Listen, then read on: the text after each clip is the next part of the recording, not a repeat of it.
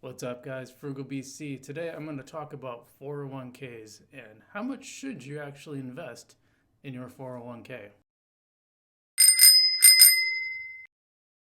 What's up, guys? Welcome back to FrugalBC, the channel that teaches you how to save more money so you can invest more and achieve financial independence earlier.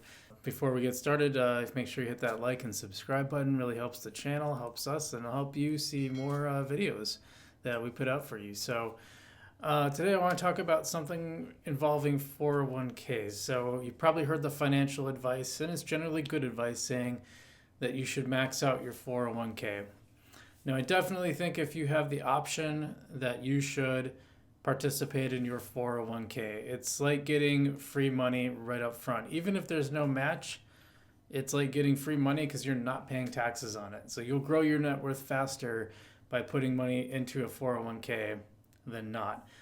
Just a quick reminder, what is a 401k? Essentially, that's a bucket.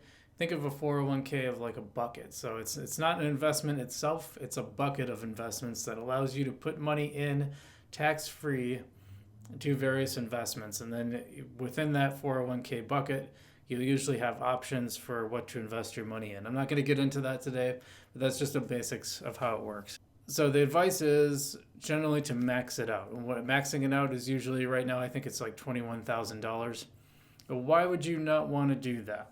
Well, I think if you're earning a high salary, say $100,000 a year or more, it definitely makes sense to max out your 401k because it's a pretty small percentage of your investments overall. It's a small percentage of your income, and so you'll easily be able to handle that.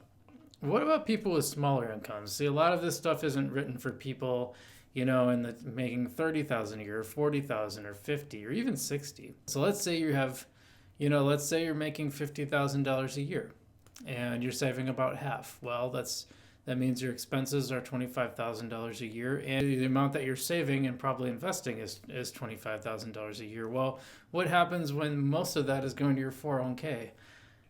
That means every month you're putting in a certain amount out of your paycheck is coming out. You don't have a say in that because you've already decided that. I think you can decide it like once a year. Every paycheck, a certain amount is coming out and going to your 401k.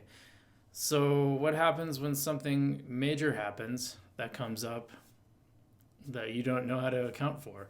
A good example is last April, right around the time of the coronavirus shutdowns, the lockdowns. We here were in lockdown too. The whole state was pretty much shut down. You could go to like Target or something. That's about it. Our company was hurt. We had to make cuts, and I went down to 32 hours a week, which means I was making 20% less than I normally would be. Now, I was fine because only a small part of my money is in a 401k. So what did I do? Well, I was able to just invest less because I had control over that because I was in a taxable fund. Had I been maxed out in a 401k, I would have had some trouble because all that was designated to go in the 401k. I wouldn't have had any flexibility. Now, are there other options to accomplish this? Sure, I could have had an emergency fund, and then I could have just withdrawn from that emergency fund during that time. That might have helped. However, I didn't know that could have been almost a permanent thing. We really had no idea back then how long that was going to last. It turned out to be, I think for us it was about a month, maybe a little more, maybe 6 weeks, maybe it was 2 months. Gosh, I'm trying to think back how long that was.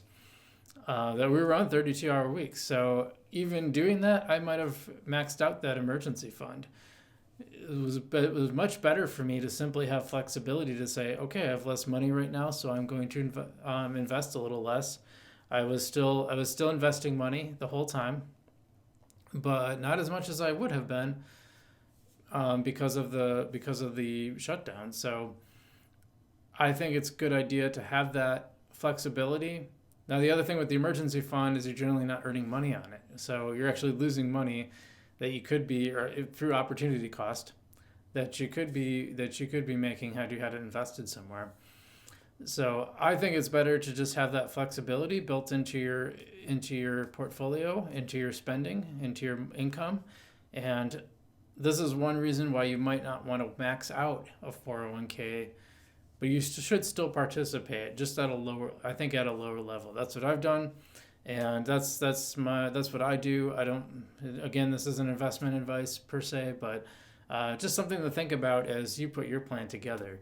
Okay, so if you like this video, if you got value out of it, leave a like and a comment below, and if you disagree, let me know in the comments. Let me know what you think. I'm curious to hear your perspective, and I hope you hit that like and subscribe button, and we'll see you next time.